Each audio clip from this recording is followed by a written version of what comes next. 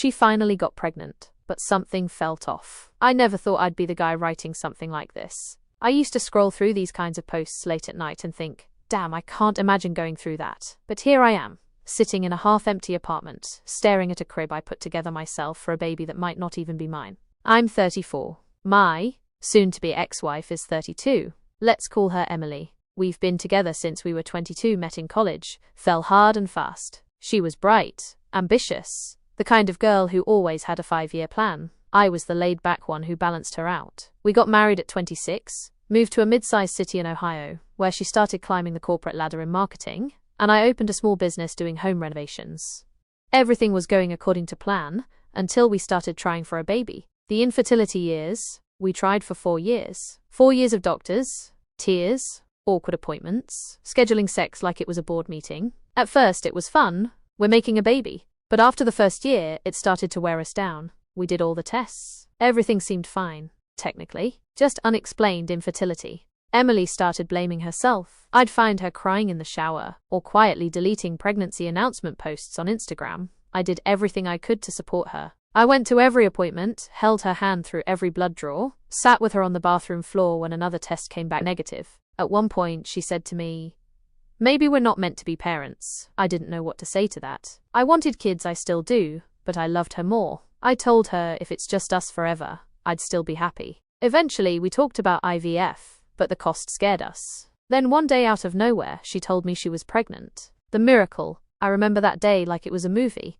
I was fixing a busted window at a client's house when she called me, her voice shaky. "I'm pregnant," she whispered, like she couldn't believe it herself. I dropped my tools and drove straight home. We cried together for what felt like an hour. I remember touching her stomach even though she was barely 6 weeks along. We called it our miracle baby. She said she had no idea how it happened. She thought she was late because of stress.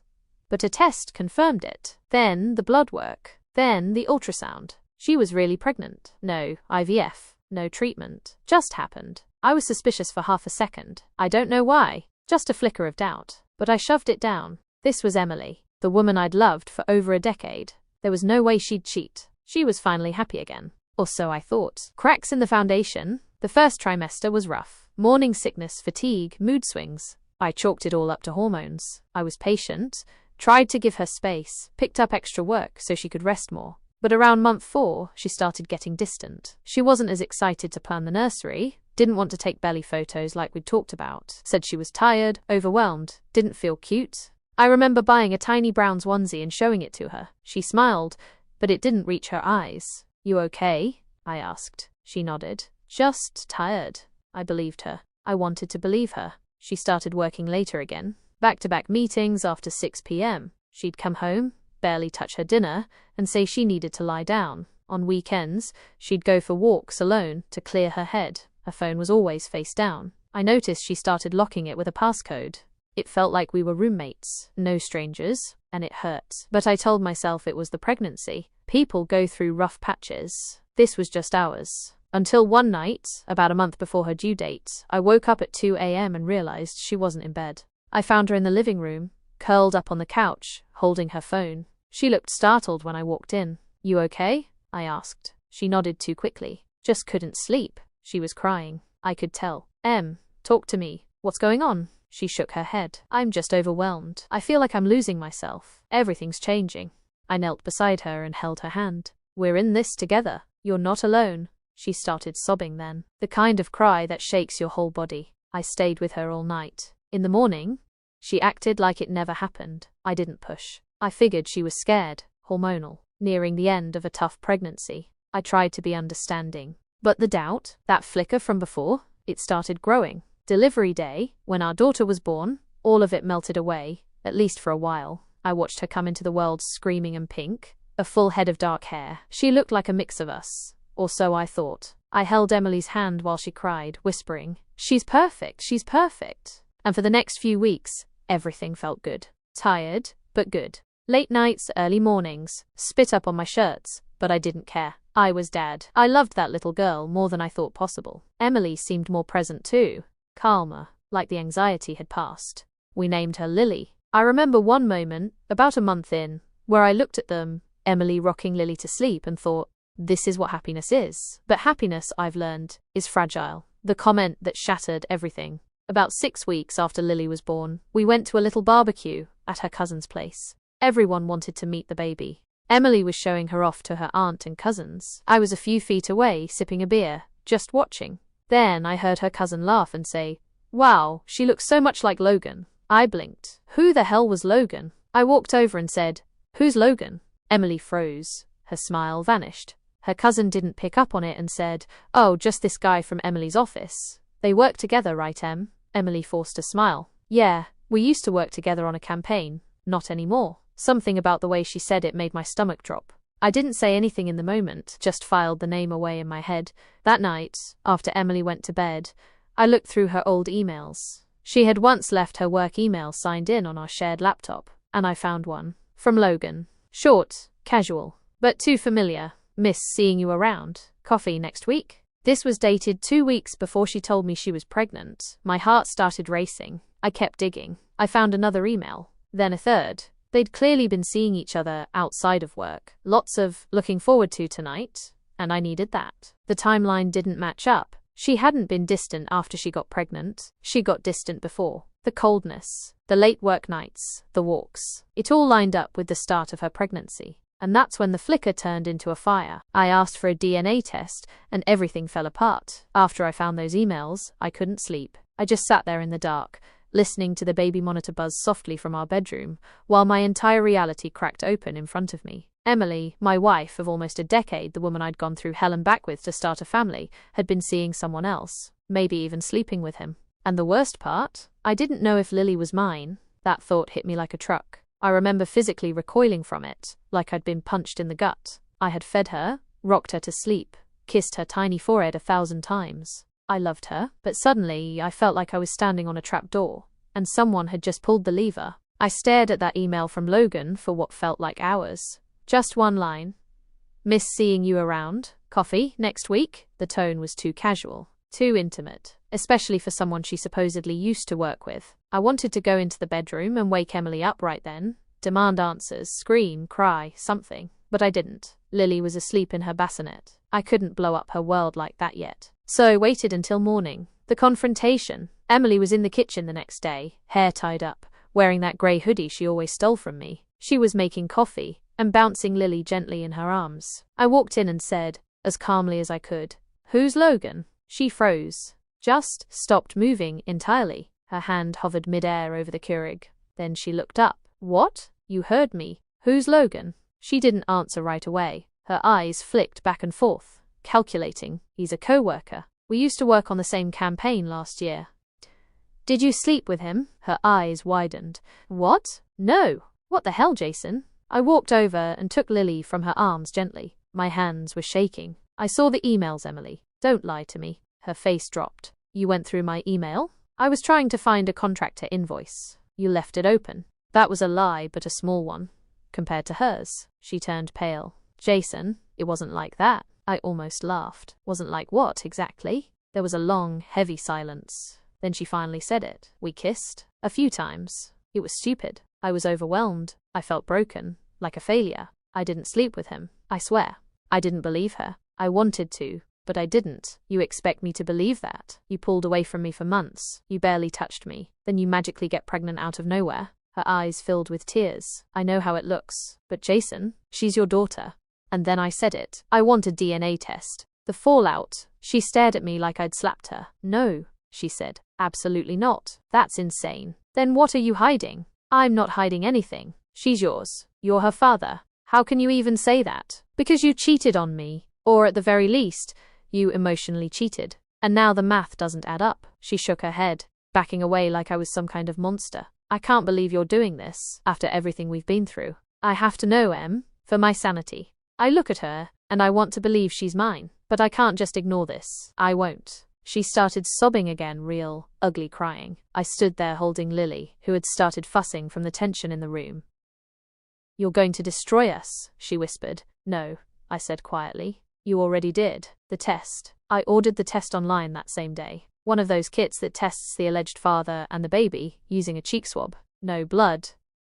No needles. You mail it in, and get results in about a week. Emily refused to help me swab Lily's cheek. She said it was violating her privacy. I waited until she went out to the store one afternoon, then did it myself. Gently, carefully, like I was handling something sacred, because she was sacred to me. Even then, I still hoped I was wrong. I still hoped the test would come back and tell me I was her dad, and this was all some horrible misunderstanding. But a part of me already knew. That week was hell. Emily wouldn't look at me. She started sleeping in the guest room. She barely spoke unless it was about the baby. I tried to act normal for Lily's sake, but inside, I was unraveling. I couldn't eat, couldn't work, could barely think straight.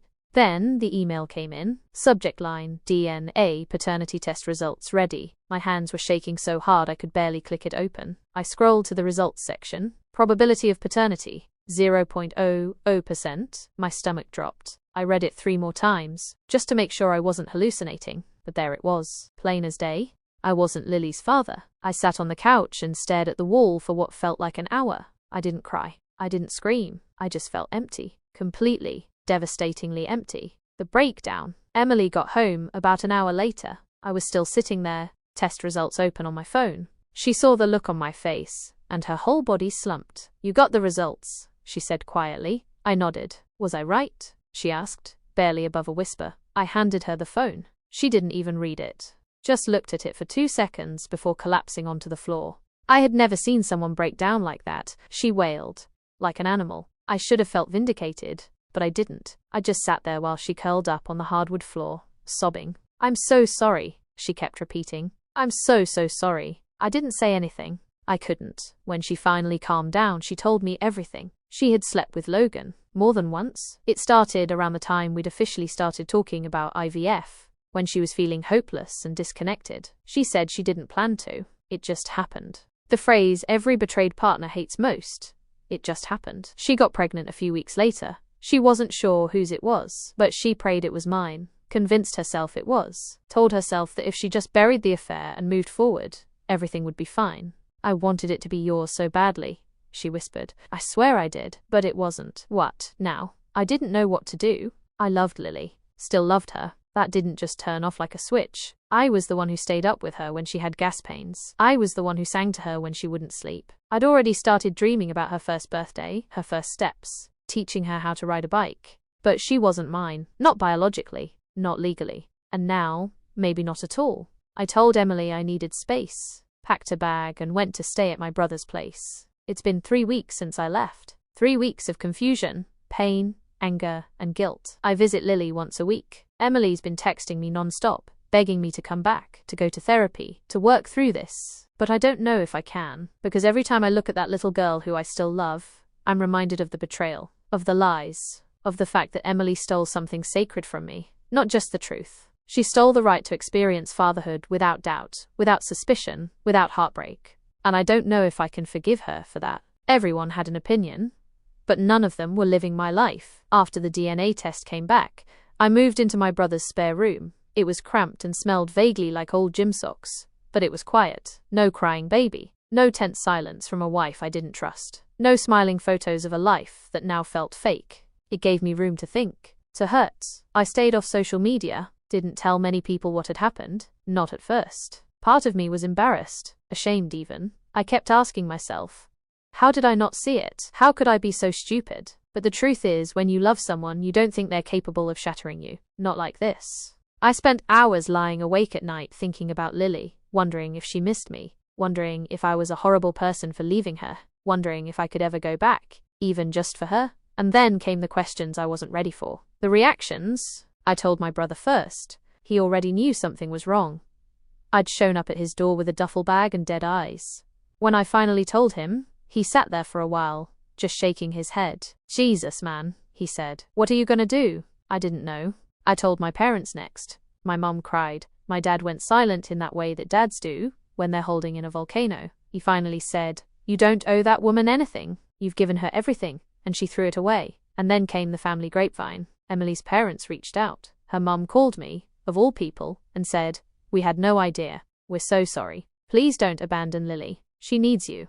I didn't know how to respond to that. Abandon? Was I really the villain now? And that's the thing, everyone had an opinion. Some people said I should forgive her for Lily's sake. Others told me to burn it all to the ground and never look back. But none of them had to live in my skin. None of them had to hold a baby they thought was theirs, only to find out she wasn't. None of them had to look at a woman they'd loved for over a decade and see a stranger. So yeah, I started ignoring people. Not out of spite, just survival. When I met Logan, a few weeks after I left, Emily asked me to meet. I was hesitant. I'd been avoiding her, only texting about Lily, nothing personal. But she said she had something to tell me, something important. I agreed. We met at a little park near our old house. It was sunny, but I felt cold the whole time. She looked different, tired, pale. Her eyes were swollen, like she'd been crying for days. And then she dropped the bomb. Logan doesn't want anything to do with her.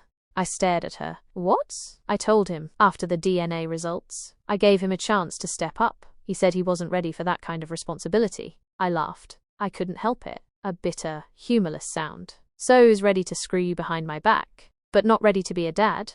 She flinched. I know I screwed up. I'm not defending him. Why are you telling me this? Because I don't want Lily to grow up without a father. And I know this is a huge ask, but would you consider being in her life? Even if you can't forgive me, even if we're done, she still needs you. That hurt more than anything, because I wanted to be in Lily's life, but I didn't know if I could do it. I told her I needed time. The conflict. That night, I went back to my brother's and sat with it. I pulled up pictures of Lily on my phone. From the day she was born, her first yawn, her little hand gripping my finger, a video of me making ridiculous noises while she laughed. How could I walk away from that? But then I thought about the nights I'd spent crying in that nursery, wondering what we were doing wrong. I thought about how Emily had smiled at me while carrying someone else's baby. I thought about how every I love you during those 9 months had been a lie.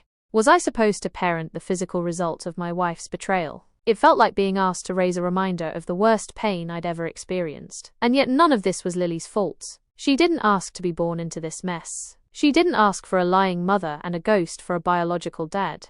She just existed. And she was beautiful. I was caught between two impossible choices. Walk away and carry that guilt for the rest of my life, or stay and carry the pain.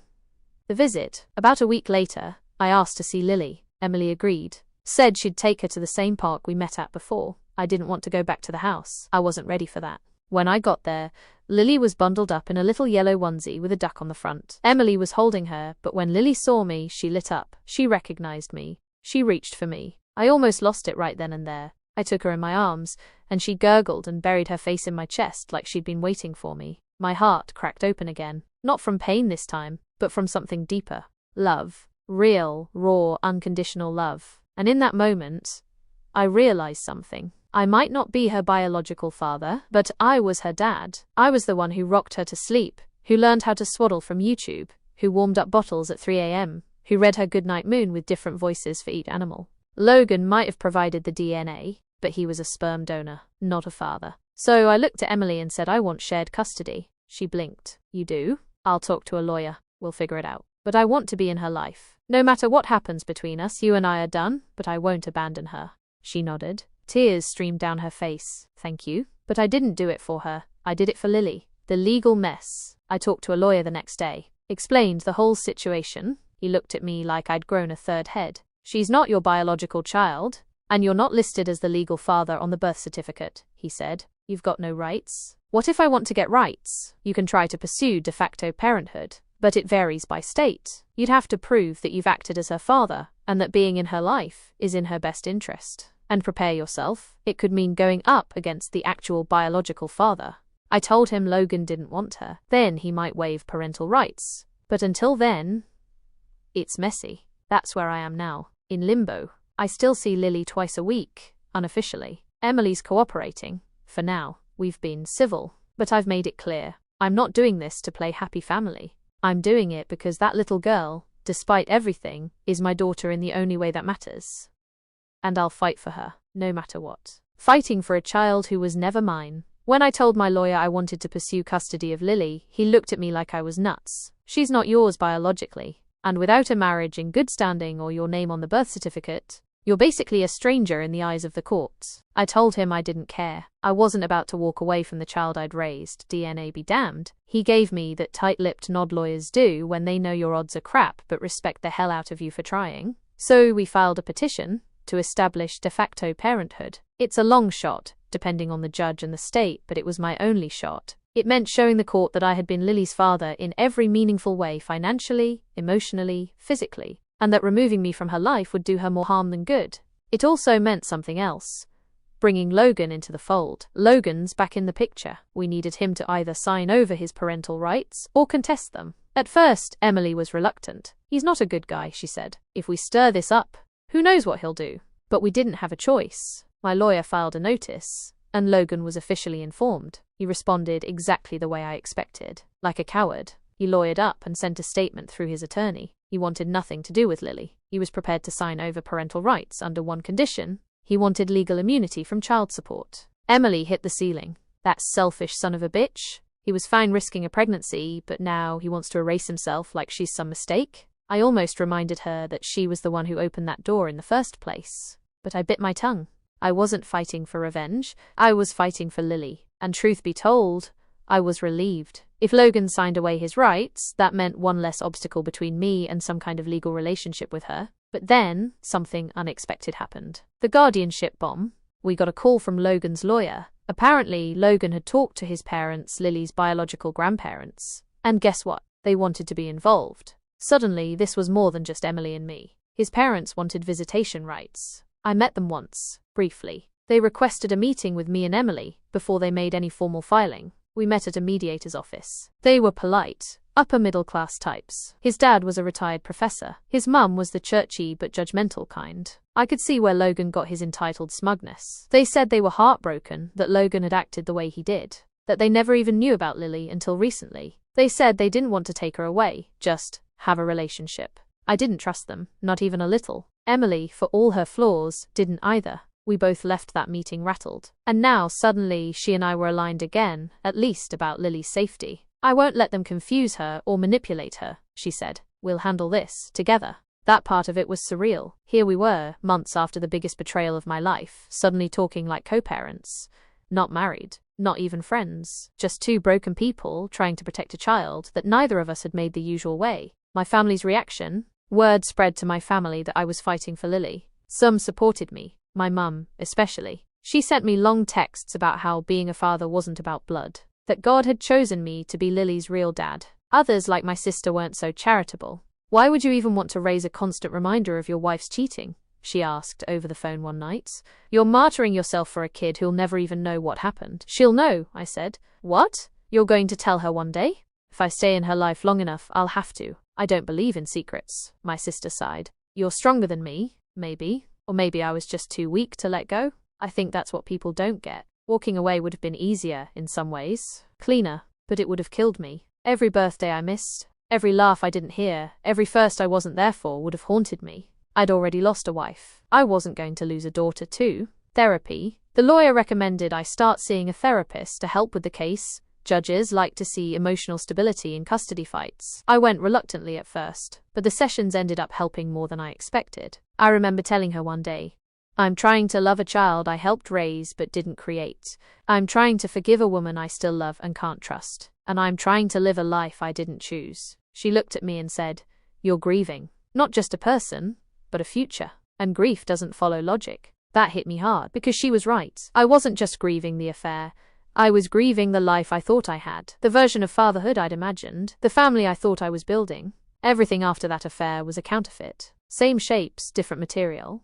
But Lily was still real, still pure, still worthy of love, and that's what I held on to. The decision. 2 months after the legal process started, I got a call from my lawyer. Good news, he said. Logan officially signed over his rights. No parental claim, no visitation, no child support. And the grandparents? They backed off for now. Probably realized they'd have a tough time fighting for rights when their son disowned the kid. But that could always change. So that was it. The door was open. If Emily agreed, and I continued proving myself as Lily's father figure, I could petition for legal guardianship or joint custody, even without paternity. It wasn't a guarantee. Judges vary, but it was a path. I called Emily. We met at a neutral spot again. I told her the news. She nodded slowly. So, where does that leave us? You and me. We're over. That part's not coming back. She blinked, but didn't argue. But I want to stay in Lily's life. Not just visit. Not just play the role. I want to co-parent. I want to be her father.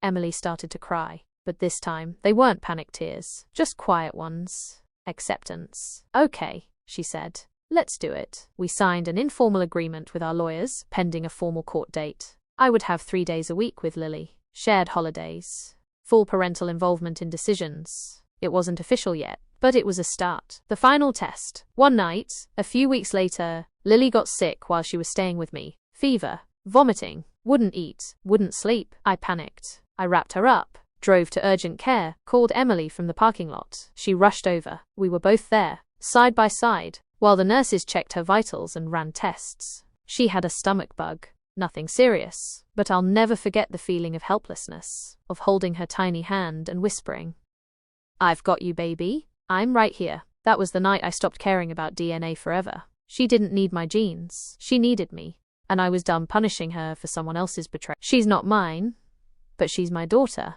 Our court date was set for early spring. By then, things had settled into a kind of uneasy rhythm. I had Lily every Tuesday, Thursday, and every other weekend. Emily and I texted only about logistics. No emotions, no backsliding. Just clean communication, for the sake of the baby. It wasn't easy, but it worked. Some nights Lily would cry for her mum while I was rocking her to sleep. Other nights she'd reach for me when Emily dropped her off. That part made it harder for both of us, because it reminded us that no matter what we felt about each other, Lily saw us both as her world. We were still trying to figure out how to live with that reality. Preparing for court, my lawyer had me prep for everything. He had me print out photos of me, with Lily feeding her, changing her, reading to her, holding her when she was sick. I had to write a declaration of intent, where I stated, in plain language, why I wanted to be legally recognized as a father to a child I didn't biologically create. I wrote and rewrote that letter a dozen times. This is what I finally submitted.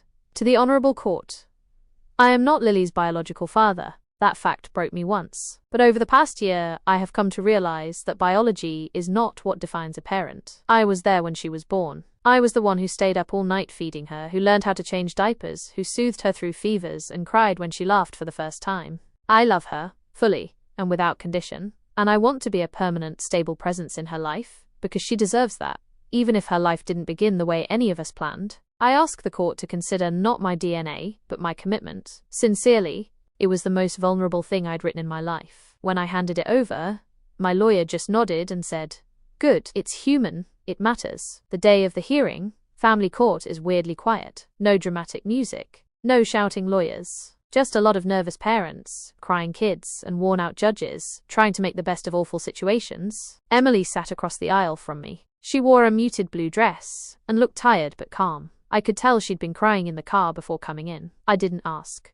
It wasn't the time. The judge called us up. I'd seen her name on the docket but didn't know what to expect. She was a small woman, maybe mid-50s, with reading glasses and a voice like sandpaper. She read through our file, made some notes, and then asked us each to speak. Emily went first. Her voice shook. I betrayed my husband. I hurt him in a way that's hard to forgive. But despite that, he's been the best father Lily could have hoped for. He's shown up when he didn't have to. He's loved her through confusion and pain. I fully support his petition for legal guardianship. She sat down without looking at me. Then the judge turned to me. I stood. My hands were cold. "I don't have much to add to what I wrote," I said. "Except this.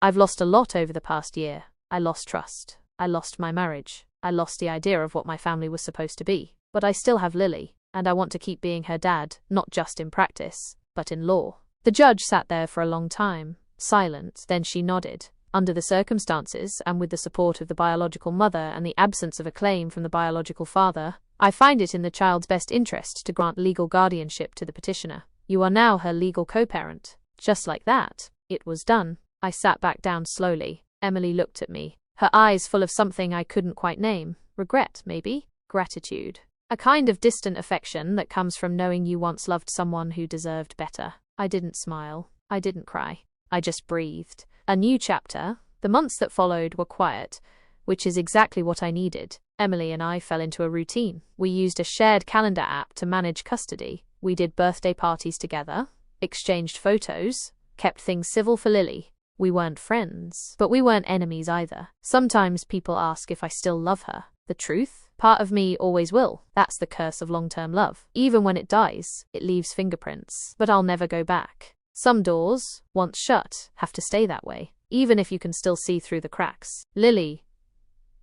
is almost 3 now. She talks in full sentences, loves dinosaurs and peanut butter, throws tantrums that could wake the dead, And when she's tired, she still curls up in my lap like she did when she was tiny, like she still believes I can fix the whole world just by holding her. She doesn't know the story yet. One day, I'll tell her. I won't sugarcoat it, but I won't poison her either. She deserves the truth, not as a weapon, but as a window into the love that chose her, the love that stayed. People always say, blood is thicker than water. They forget the full quote, the blood of the covenant is thicker than the water of the womb. In other words, chosen bonds are stronger than family by birth. Lily is not my blood, but she is my daughter. By every real, important measure, she is mine.